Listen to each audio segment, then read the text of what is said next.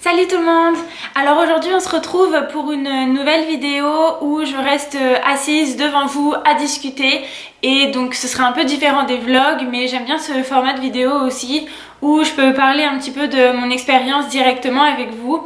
Donc par rapport à la vidéo que j'ai sortie quand on est parti au parc Oméga avec Benjamin, vous avez été plusieurs personnes à me demander donc de vous récapituler un petit peu tout ce qui s'est passé entre le mois de mars où j'ai arrêté les vidéos et le mois de décembre où je les ai reprises. Et j'ai entendu vos demandes. Je vais aussi vous expliquer tous les visas que j'ai dû faire depuis le début de mon parcours au Canada. Maintenant ça prend énormément de temps parce que en fait il faut savoir que j'ai fait 3 visas différents, 2 pour moi, 1 pour Benjamin. Et le problème c'est que je veux pas confondre les choses et je veux prendre le temps de répertorier tout ce que j'ai dû faire sans faire d'erreur pour pas qu'après on m'envoie d'autres commentaires en me disant non c'est pas ça, etc.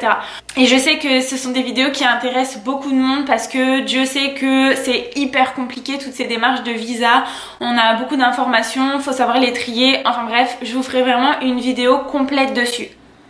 Maintenant on se retrouve aujourd'hui pour une vidéo totalement différente. Ça va bientôt faire 1 an que je suis arrivée au Québec, du coup à la ville de Québec.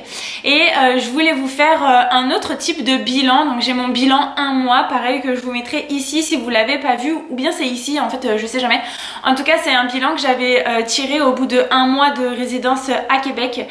Qui a fait quand même pas mal de vues. Donc je pense que ça intéresse bon nombre de personnes de savoir un petit peu le ressenti des gens qui s'expatrient au Canada. Et je trouvais ça intéressant de revenir sur certains faits auxquels je ne me suis toujours pas habituée au bout de 1 an. Donc bien sûr, il n'y a aucune critique là-dedans, c'est propre à moi-même. Je suis ravie d'être ici et je vis très bien ma vie à Québec, mais forcément en tant qu'expatriée, j'avais des habitudes avant en France que je retrouve pas forcément ici. Ou bien c'est de nouvelles habitudes que je suis censée acquérir mais que j'arrive pas à accepter entre guillemets. Donc c'est parti pour connaître mes 5 Donc c'est parti pour connaître les 5 choses auxquelles je ne me suis toujours pas habituée. Donc c'est parti pour connaître mes... Donc c'est parti, je vais vous expliquer... Donc c'est parti, je vais vous expliquer les 5 choses auxquelles je ne me suis toujours pas habituée.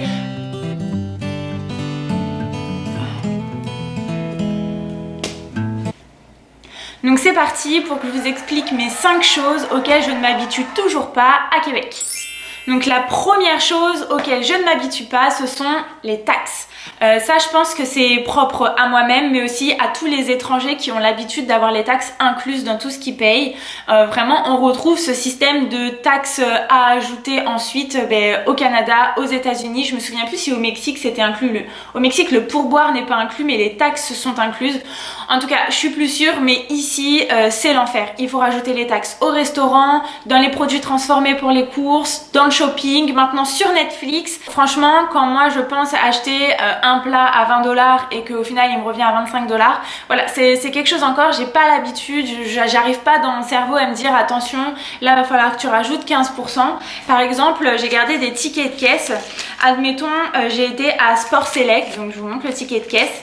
J'ai été à Sport Select, j'ai acheté quelque chose à 45 $, donc prix affiché 45 $, et à la caisse ils m'ont demandé 51 $ et 74 centimes. Donc ça va m'ajouter 6,74 $ de taxes. Dans le fond 6,74 $, qu'est-ce que c'est pas grand chose. Mais quand tu penses payer 45 $ et qu'au final tu sors ta carte et ça te débite 51,74 $, enfin des fois ça rentre pas dans tes calculs. Donc j'ai un autre exemple où j'ai été à Simons.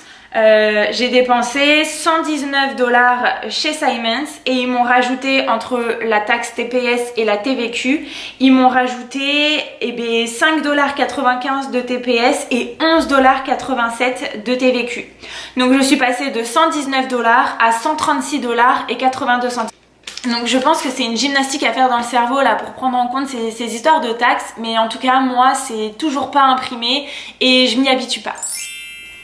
Deuxième chose auquel je ne m'habitue toujours pas à Québec et au Québec en général, ça va être certaines expressions que les Québécois utilisent. Donc ça va parce que là, au bout d'un moment quand même, je commence à apprendre beaucoup d'expressions. C'est pas que je comprends les Québécois en temps normal, mais ils utilisent des fois des expressions que moi je trouve en fait bizarres. Mettons, j'ai écrit quelques exemples. Ici, si je vous dis j'ai enfilé ma culotte, et bien c'est pas une culotte, ma petite culotte, c'est un pantalon. Donc quand on dit oui j'ai la culotte mouillée, bon bah c'est j'ai le pantalon mouillé parce qu'il pleut dehors. Et c'est des petites choses comme ça que moi je trouve encore bizarres, tu sais, à mon oreille. Des fois j'assimile pas tout de suite la culotte au pantalon. Il y a aussi par exemple quand on va dire merci dans un magasin ou à quelqu'un dans la rue ou j'en sais rien, les personnes vont répondre des fois bienvenue. Donc chez nous bienvenue ça se dit au début d'une conversation et pas à la fin de la conversation. Disons que je l'assimile le bienvenu à un de rien qu'on dirait chez nous, mais honnêtement je sais même pas ce que ça veut dire ici le bienvenu, si ça veut dire merci de rien, au revoir, ou si ça veut dire juste dire de rien. Enfin bref, je suis un peu perdue avec le bienvenu. S'il y a des Québécois qui me regardent d'ailleurs, mettez-moi ça en commentaire, expliquez-moi en fait pourquoi est-ce que vous dites bienvenue à la fin d'une phrase. Puis après on a des exemples de type espadrille ou moi j'utiliserais le terme espadrille pour des petites chaussures pour aller à la plage. Ici c'est des baskets. Et puis par exemple ils disent etc au lieu de etc. Donc c'est des petits trucs qui me sonnent aux oreilles un petit peu faux. Et petite histoire qui s'est passée cette semaine par exemple, juste pour vous montrer un petit peu l'incohérence des fois et l'incompréhension des fois que je peux avoir. C'est que je cherchais du quinoa et du blé pour faire des courses, j'en parle à mes collègues, puis elle me demande du blé, comment ça du blé, tu vois. Elle pensait que je parlais de la petite graine, et en fait pas du tout, c'est le blé qui est un petit peu arrondi, je vous mettrai une petite photo là. En tout cas, elles m'ont dit au final que ça s'appelait de l'orge, mais moi je savais même pas qu'ils appelaient ça ici de l'orge. Donc en fait, quand je cherchais dans les boutiques et que je demandais du blé, mais personne me comprenait, sauf que personne n'osait me le dire. Et c'est des petits trucs comme ça qui sont toujours un peu bizarres et quand même drôles là quand on s'est rendu compte qu'on utilisait simplement pas le même mot pour décrire la même chose. Ben voilà, on a juste rigolé et maintenant je sais que blé c'est orge ici, et puis si je cherche du blé, je demande de l'orge. Mais c'est des petites choses comme ça auxquelles il faut encore s'habituer et concrètement, je suis pas encore au top niveau quoi. Troisième chose auquel je n'arrive pas à m'habituer ici, et c'est dommage parce que c'est quand même vachement utile, en tout cas vachement serviable, c'est que quand je vais faire mes courses, à la caisse, ben nous on a l'habitude d'empaqueter tout ce qu'on met dans nos sacs, tout ce qu'on achète dans nos sacs tout seul, mais ici il y a des gens où c'est leur travail de le faire pour nous. Et ça m'est arrivé encore la semaine dernière et même tout à l'heure quand je suis partie faire mes courses à Costco, moi j'ai vraiment l'habitude de prendre mes choses et de les ranger comme bon me semble dans mes sacs pour moi, m'organiser un peu mieux quand je dois défaire mes courses après. Et à chaque fois je me prends une petite réflexion genre oui laissez-moi faire, c'est mon travail ou des choses comme ça. Donc c'est vrai que des fois quand je vois que ça leur tient à cœur, je les laisse faire. Mais c'est vrai que moi, de moi toute seule, je pense que ça c'est tous les Français et même les Européens, on est vachement indépendants là-dessus. Donc on va faire nos choses tout seul. Et à chaque fois que je discute avec eux, ils me font justement la même réflexion que les Français, généralement, ils ont ce réflexe de le faire seul, ils les laissent pas forcément faire. Mais entre guillemets, c'est pas parce qu'on veut pas les laisser faire, c'est juste que nous on a tellement l'habitude de le faire nous-mêmes que on en oublie que c'est leur entre guillemets métier là, même s'ils aident à faire d'autres choses. Quand ils sont aux caisses, c'est leur partie du job. Donc maintenant j'essaye de plus en plus de pas toucher à mes courses et de me concentrer sur sortir ma carte de fidélité, etc. Mais des fois j'ai des mauvais réflexes et je le fais toute seule et je me prends une petite réflexion, mais c'est comme ça. Quatrième chose auquel je n'arrive toujours pas à m'habituer alors que c'est mon deuxième hiver ici, c'est les tempêtes de neige. Là dans les 2 dernières semaines on a peut-être eu au moins je sais pas moi 6 fois de la neige tous les matins presque.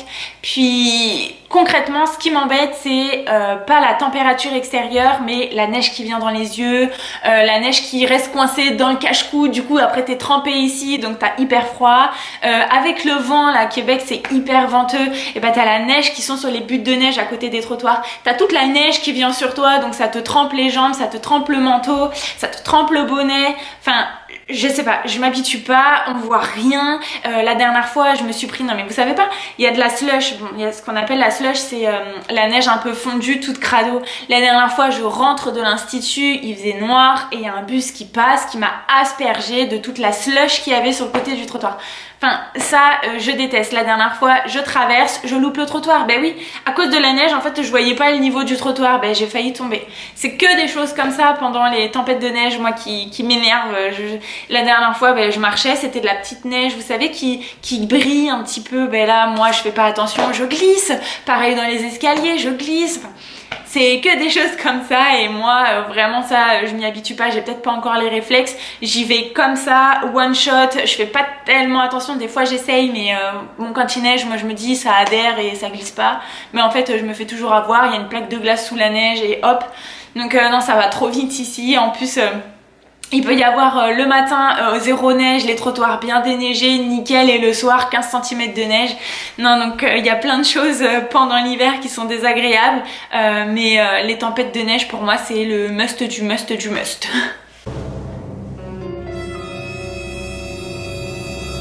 J'ai fait la vidéo sur les 5 choses auxquelles je m'habitue pas au Québec hier.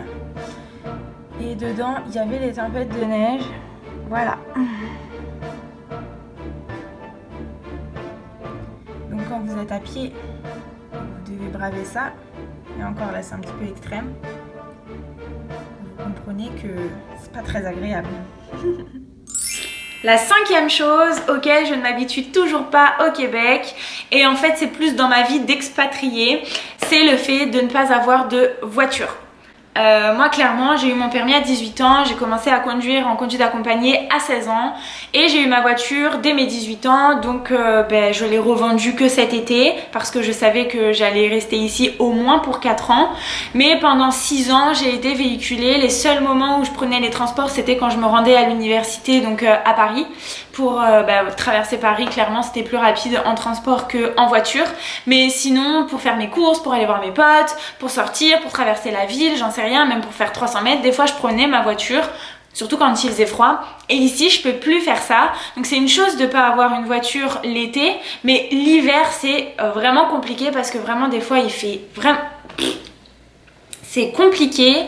Parce que des fois l'hiver il fait quand même assez froid, même très très froid. L'été il fait super chaud mais c'est déjà quand même plus agréable que l'hiver quand on doit marcher, qu'on se gèle les jambes, on se gèle le visage. Non mais attendez les gars, quand je marchais cette semaine, à un moment j'ai eu un moins 33.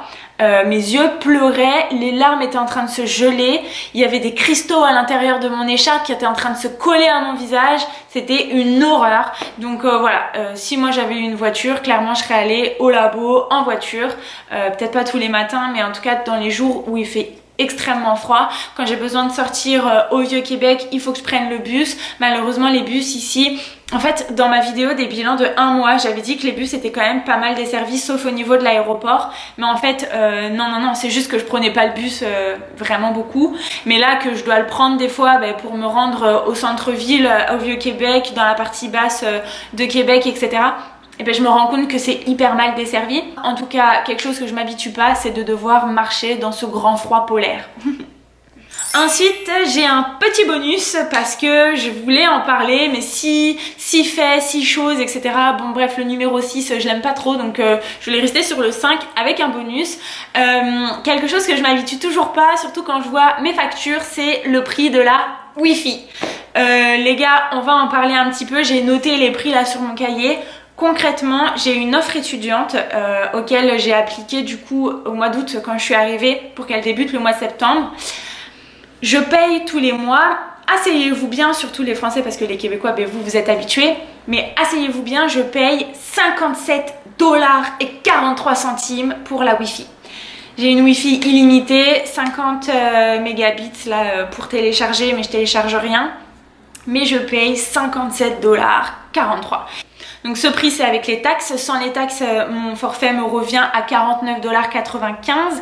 Et en fait à la base moi quand je suis allée signer donc chez Bell, je suis chez Bell, un petit peu de pub, quand j'ai été signer mon contrat, moi le gars m'a annoncé 49,95 $, et encore une fois j'avais pas calculé qu'il y avait des taxes. Et en fait j'ai 7,48 $ de taxes, donc ça me fait un total de 57,43 $. Est-ce que vous entendez la souffrance qu'il y a dans ma voix quand je dis ce montant. Par mois, c'est énorme et je fais bien de prendre mon forfait téléphonique en France pour rester ici parce que concrètement en France je paye 15 €, j'ai 15 gigas d'internet et appels SMS illimité au Canada, aux États-Unis et en France.